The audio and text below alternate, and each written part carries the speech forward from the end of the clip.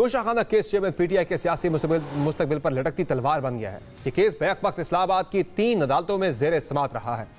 Supreme court, Islamabad high court और इस्लामाबाद की session अदालत, तीनों जगह ही इस मखसूस केस की सुनवाई हुई है। आज का सारा दिन ही साबिक वज़ीर-ए-आज़म को इस केस से मुतल्लिक कुछ रिलीफ और कुछ तकलीफ की नजर हो गया है। एक आर्जी रिलीफ तो चेयरमैन पीटीआई को उस वक्त मिल गया जब इस्लामाबाद हाई कोर्ट ने तोशाखाना फौजदारी केस काबिल समात करार देने का ट्रायल कोर्ट का फैसला कलअदम करार देते हुए कहा है कि सेशन कोर्ट मामले को सुनकर दोबारा फैसला जारी करे। ताहम इसी फैसले में बज़ाहिर इस्लामाबाद हाई कोर्ट ने चेयरमैन पीटीआई को जुज़वी रिलीफ ही दिया है। इस मामले में तहरीक इंसाफ की सबसे बड़ी सदा थी कि जज हुमायूं दिलावर की अदालत से इस केस को मुंतकिल कर दिया जाए, लेकिन इस्लामाबाद हाई कोर्ट ने यह इस्तदा मंजूर नहीं की।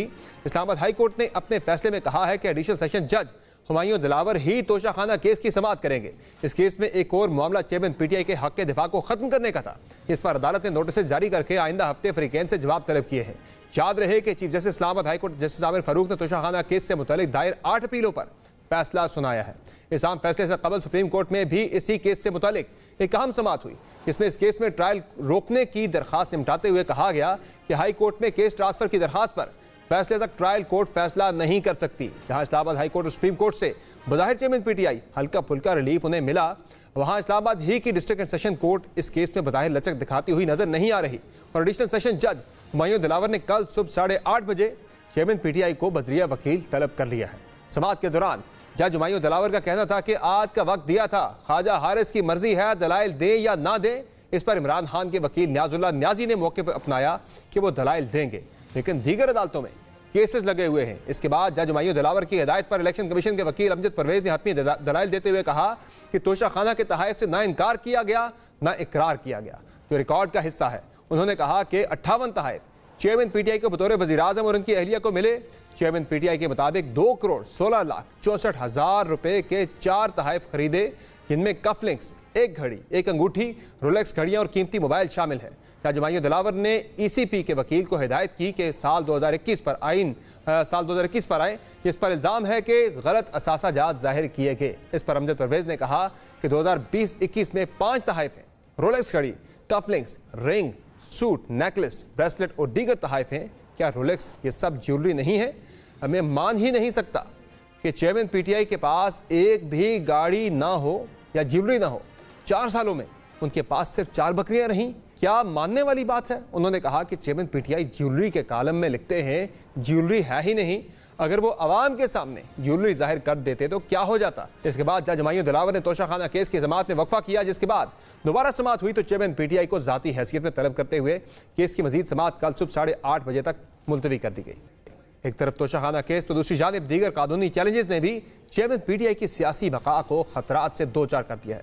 इन तमाम मामलात पर तफसीली गुफ्तगू करेंगे। हमें क्या है चेयरमैन पीटीआई के वकील और उनके लीगल जो मामलात हैं उन पे उनके स्पोक्स पर्सन नहीं मदर पंजूथा ने और माहिर कानून जहांगीर जदून साहब हमें प्रोग्राम में ज्वाइन करें। बहुत शुक्रिया दोनों साहिबान का, आपने प्रोग्राम में कीमती वक्त दिया। ये बताइएगा कि आज जो आपको एक तो सुप्रीम कोर्ट की तरफ से फैसला आया कि जब तक हाई कोर्ट डिसाइड नहीं करती जो इमरान खान की तरफ से जो उनकी पटिशन है या फिर उनकी जो इस्तदा है तब तक फैसला ना दिया जाए। दूसरा, इस्लामाबाद हाई कोर्ट ने आज जो रिलीफ दिया है चेयरमैन पीटीआई को, आप समझते हैं कि ये आपको जो आप चाह रहे थे वो रिलीफ आपको मिला, चूँकि केस तो उन्हीं जज साहब के पास ही चलेगा, सेशन जज हुमायूं दिलावर साहब की अदालत में। बाकी जो आपको जो था इसमें अपने डिफेंस का राइट था वो आपको मिल गया गालिबन। और इसके साथ साथ जो पहले एक अदालत ने फैसला हाई कोर्ट ने दिया भी था, पहले भी फैसला दिया था कि जो आपका दोबारा सुना जाए केस की मेंटेनेबिलिटी के वाले से, वो भी दोबारा से आज दे दिया गया। तो रिलीफ आप जो चाहते थे वो मिल गया आपको? बहुत शुक्रिया समर भाई। ये तीसरी दफ़ा जो है केस रिमांड हुआ है, यानी कि तीसरी दफ़ा मुअज़्ज़ज़ जज हुमायूं दिलावर साहब के पास ये दोबारा केस गया है कि आप जो है इसके ऊपर समाअत करें। यानी कि जो पहली दफ़ा रिमांड हुआ था वो यही हुआ था कि इसके अंदर कानूनी जो पहलू हैं उनको आपने सही सुना नहीं और आप सुने उसके बाद डिसीजन दें।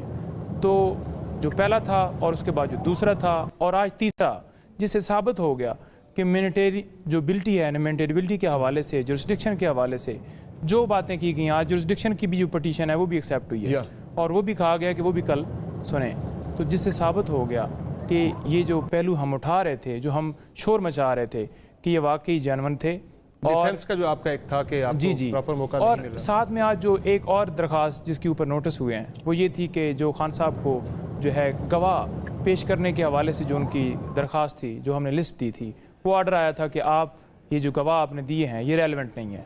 और उसके ऊपर भी आप देख लें कि किस तरह से जो है वो नोटिस हो गए हैं और उसके अंदर जो है वो बात क्लियर हो गई कि कितना ज़रूरी होता है वो बतौर गवाह पेश हो रहे हैं। लेकिन जो लिस्ट दी गई थी गवाहों की उसमें साबका मिलिट्री सेक्रेटरी जो हैं उनका नाम नहीं दिया गया था लिस्ट के अंदर, बल्कि जब ये 342 की स्टेटमेंट जो है वो रिकॉर्ड करवाई जा रही थी और खान साहब तमाम सवालात के जवाब दे रहे थे, उस वक्त उन्होंने एक सवाल के जवाब में ये कहा, जब उनसे सारे सवालात पूछे गए कि ये गिफ्ट जो है कैसे, उन्होंने कहा कि उनको भी बुलाएं, यानी कि दूसरे गवाह तो उन्होंने दिए थे कि उनको भी बुलाएं, वो भी अपने हद तक जो उनका रोल था। आपने नाम नहीं दिया उनका, लिस्ट में नाम नहीं था, और उसके अलावा और गवाह भी हमने देने थे, लेकिन हमारा वो जो हक है वहाँ पर ख़त्म किया गया, क्योंकि हम उस वक्त भी ये इस्तदा कर रहे थे सही कि हमें सुना जाए और हमें अपनी सफाई का मौका दिया जाए। हमें जो डॉक्यूमेंट्स कहेंगे या नहीं कहेंगे जो आज आपके सर जो फैसले आ जाए हाई कोर्ट जो फैसले हाई कोर्ट से आए हैं इन दो की हद तक, और जो साथ जुरिस्डिक्शन वाला मामला है, आप उस हवाले से एक हमारे ऊपर ये जो है वो चलाया जा रहा था कि ये जो है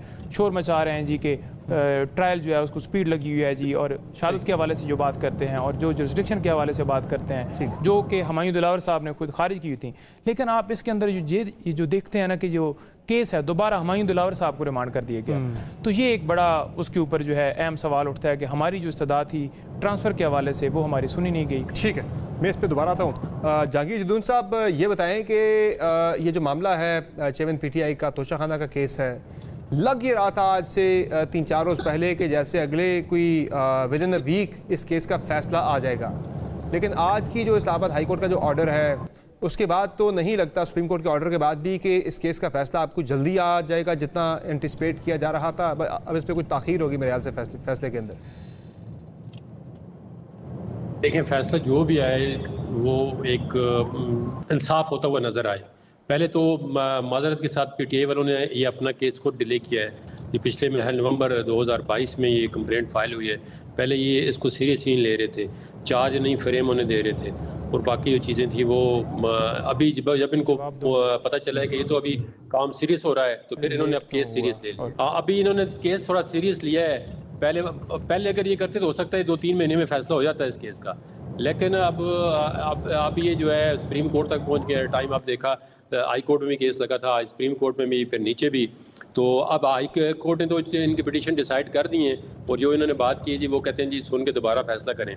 अब इसमें एक अहम बात ये जो उन्होंने ये नुक्ता उठाया और ये है कि उन्होंने इनके जो डिफेंस क्लोज किए हैं उस पर भी अगले हफ्ते के लिए नोटिस दे दिया है। तो इसमें समझ नहीं आ रही। जज साहब तो कह रहे थे कि जल्दी से जल्दी मैं फैसला दे के चला जाऊँ, क्योंकि 5 तारीख तक उन्होंने 5 को लास्ट वर्किंग डे है उनका सुबह, तो फिर उन्होंने छुट्टी पे चले जाना है। तो इसमें अब हफ्ता बाद भी कोई फैसला आ जाता है तो कोई इसमें मेरे ख्याल में हर्ज नहीं है, लेकिन पहले उन्होंने केस जो है वो अपना खुद डिले किया है कि अरे इसमें जो चीज़ें उन्होंने उठाई हैं उस पर फैसला होना चाहिए था एक दफ़ा जज साहब ने। तो इसमें जज साहब तो 1 घंटे की भी इनको मतलब हाल में वो नहीं देते, तो पहले भी ये काम होता रहा। आज जो ये दलीलें पेश कर रहे हैं, यही दलीलें नवाज शरीफ के केस में पेश की गई थी जी। एक जज ने एक फैसला दे दिया है, उसके पास नहीं केस लगना चाहिए, लेकिन हमने कहा था इसी अमर फारूक साहब के पास हाई कोर्ट में केस आते थे।